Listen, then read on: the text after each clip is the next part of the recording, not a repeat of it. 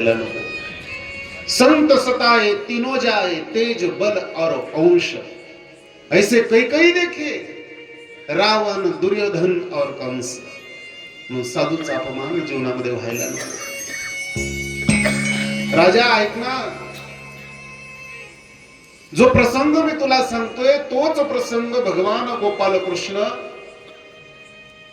त्याच्या लेकरांना जवळ करून रोज सांगायचे, बाळा हो, जीवनामध्ये काही कमावलं नाही तरी चालेल, पण साधूचा अपमान कधी करायचा नाही, साधूची अवहेलना कधी करायची नाही, साधूची मस्करी कधी करायची नाही। पण तारुण्य अवस्था आहे, तुकोबाराय सांगतात ना, तारुण्याच्या मध्ये न माने कोणाशी, सदा मुसमुशी धुडी जैसा।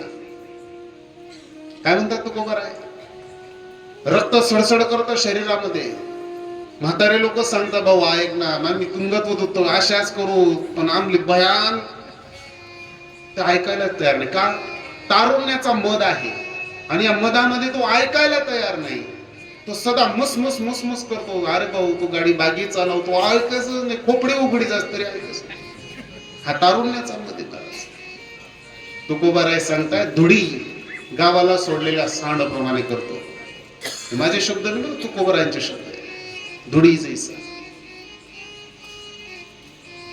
भगवान परमात्मा त्या पोरांना, ज्यावेळेस त्या लेकरांना हे मार्गदर्शन करतायत, म्हणजे लेकरांच्या त्या हृदयामध्ये डोक्यामध्ये हे मार्गदर्शन बसत नाही, त्यांना पचत नाही।